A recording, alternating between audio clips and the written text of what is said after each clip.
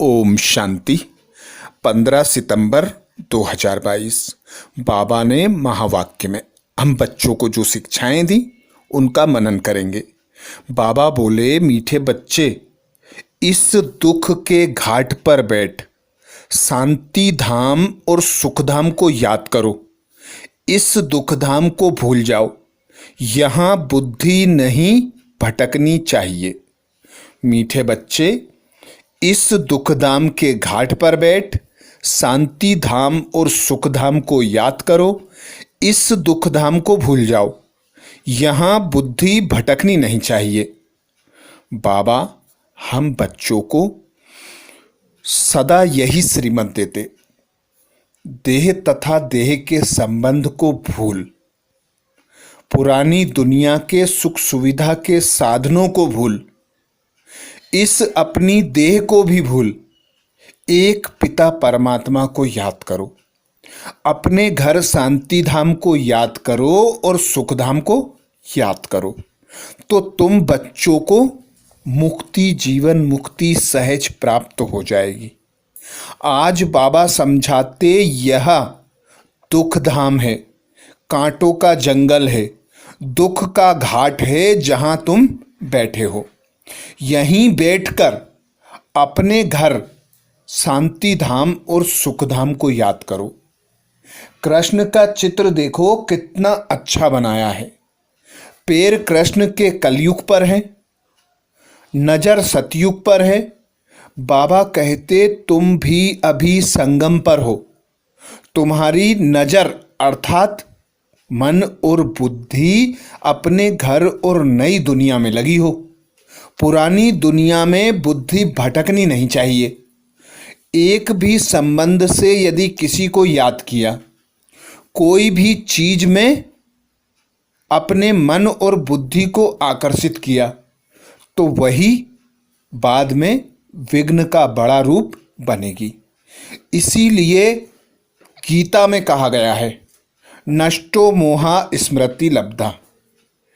ऐसा मोह नष्ट कर लो पुरानी दुनिया से, पुराने देह से, पुराने संबंधों से, पुराने सुख सुविधा के साधनों से।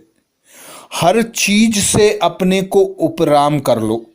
एक मति हो जाओ, एक व्रता हो जाओ, एक बल एक भरोसे के आधार पर उस भगवान पर निश्चय बुद्धि होकर अपने मन बुद्धि को शांति धाम और सुख धाम में लगा लो। एक बाप को याद करते हैं तो बाबा कहते, विघ्न विनाश होते हैं, नई दुनिया में जाने लायक पावन बनते हैं। तो अब सब कुछ देखा सुना जो कुछ भूल जाना है। एक बाप को याद करना है, शांति धाम और सुख धाम की याद में रहना है। इसीलिए बाबा हमें बातें समझाते, अपने शांति धाम और सुख धाम की याद में रहो।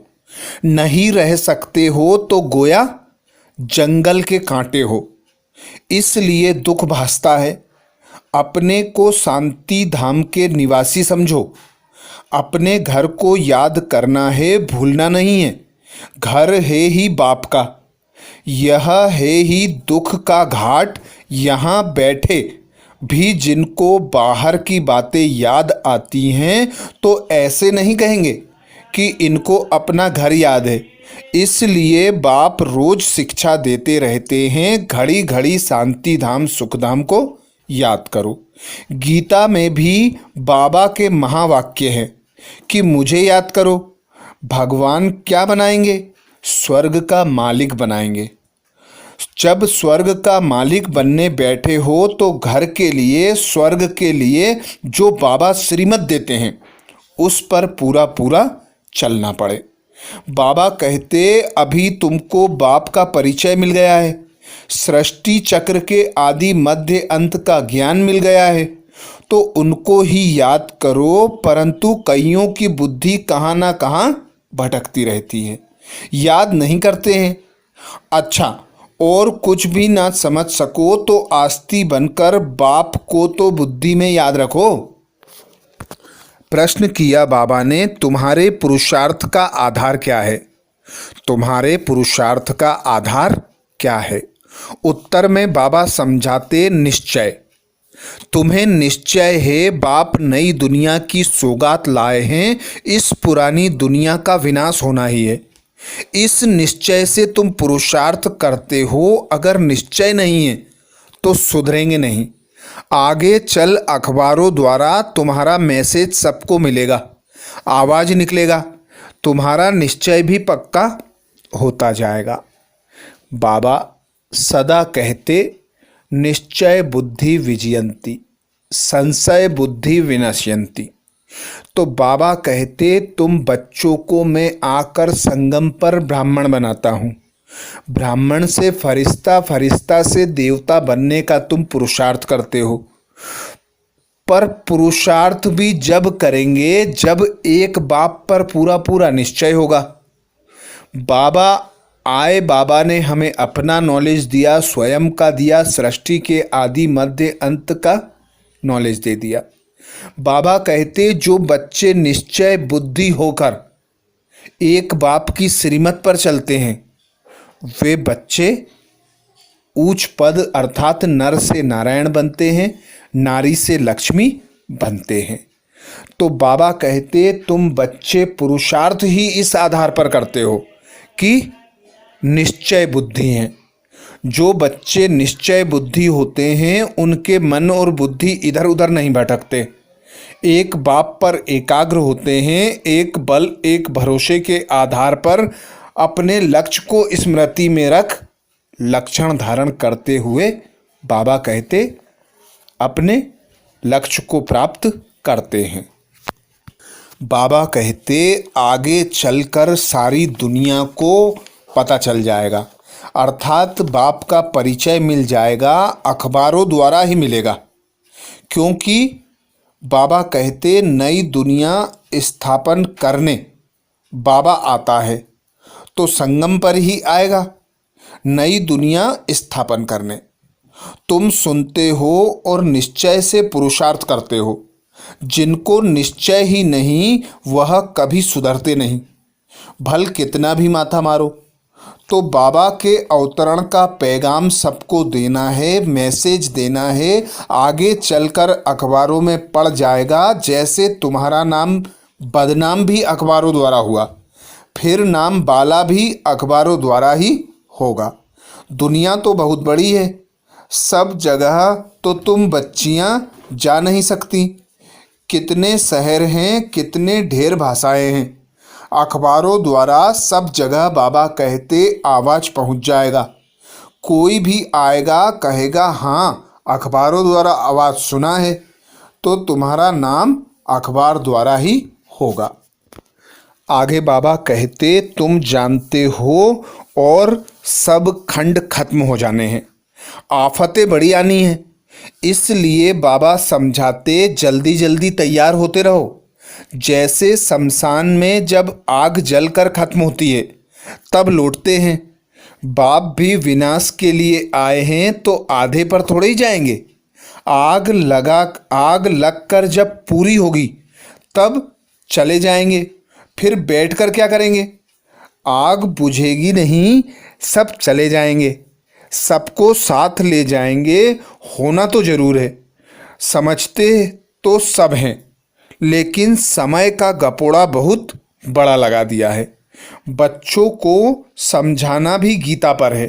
गीता एपिसोड है ना, जिसने देवी देवता धर्म की स्थापना, बाबा कहते जिससे देवी देवता धर्म की स्थापना हो रही है, वहाँ एक ही धर्म होगा, बाकी सब धर्म विनाश हो जाएंगे।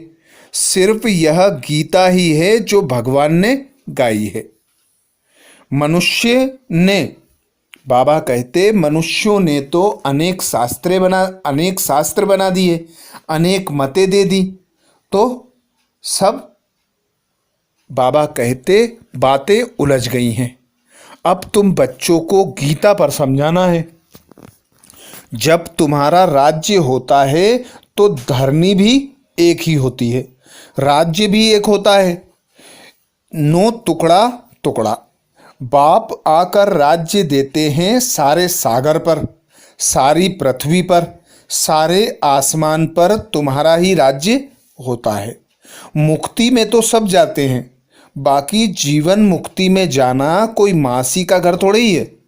मुक्ति में जाना तो कॉमन है, सब वापस लौटेंगे जहाँ से आए हैं, फिर वहाँ जाएंगे जरूर।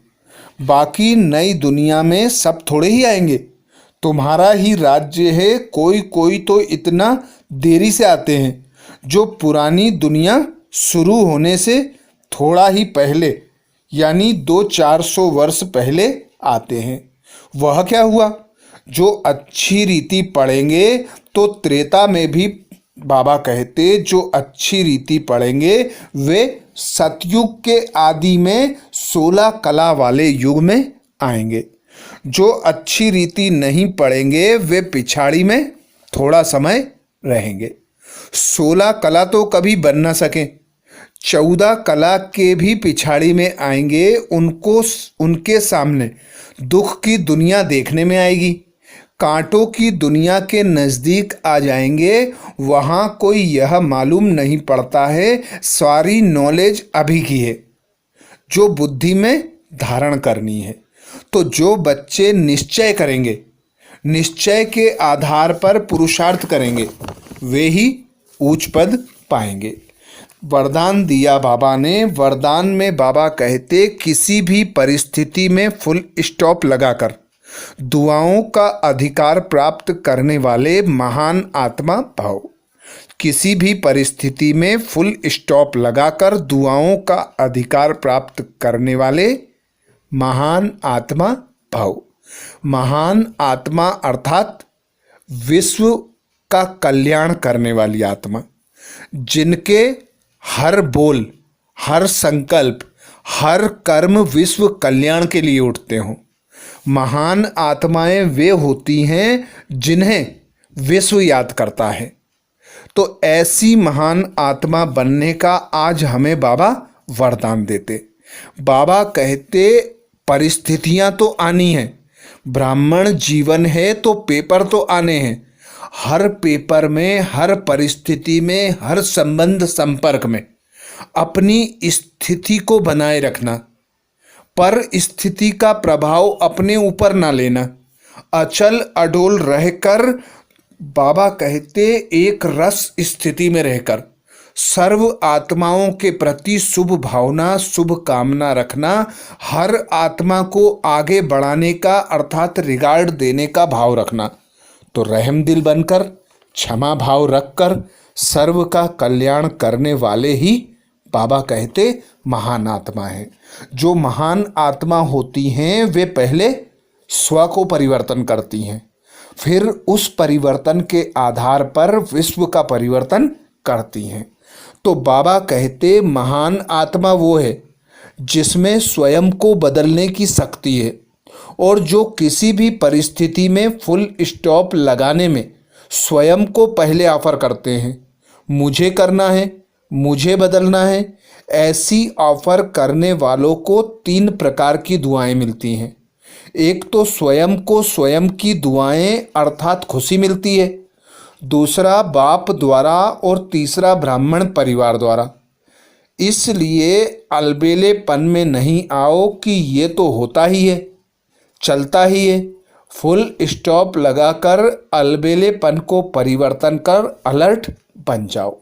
स्लोगन में बाबा कहते, संकल्पों की एकाग्रता द्वारा ही श्रेष्ठ परिवर्तन में फास्ट गति आ सकती है। संकल्पों की एकाग्रता द्वारा ही श्रेष्ठ परिवर्तन में फास्ट गति आ सकती। बाबा आते हैं एक दृढ़ संकल्प के आधार पर विश्व का परिवर्तन करते हैं, और हम बच्चों से कहते हैं कि संकल्पों का खजाना सबसे श्रेष्ठ खजाना है। इसी खजाने के आधार पर साइंस के ऊपर साइलेंस की विजय होती है, क्योंकि जब साइंस के साधन बंद हो जाएंगे तो तुम बच्चे संकल्पों के द्वारा ही सेवा करोगे। तो तीव्र गति की सेवा करने के लिए सबसे तीव्र खजाना होता है संकल्पों का।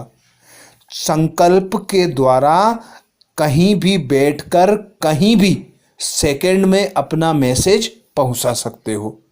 तो ऐसी तीव्र गति की पुरुषार्थ के लिए, ऐसे तीव्र गति के लिए बाबा कहते संकल्पों की एकाग्रता को बढ़ाओ, संकल्पों की शक्ति को बढ़ाओ।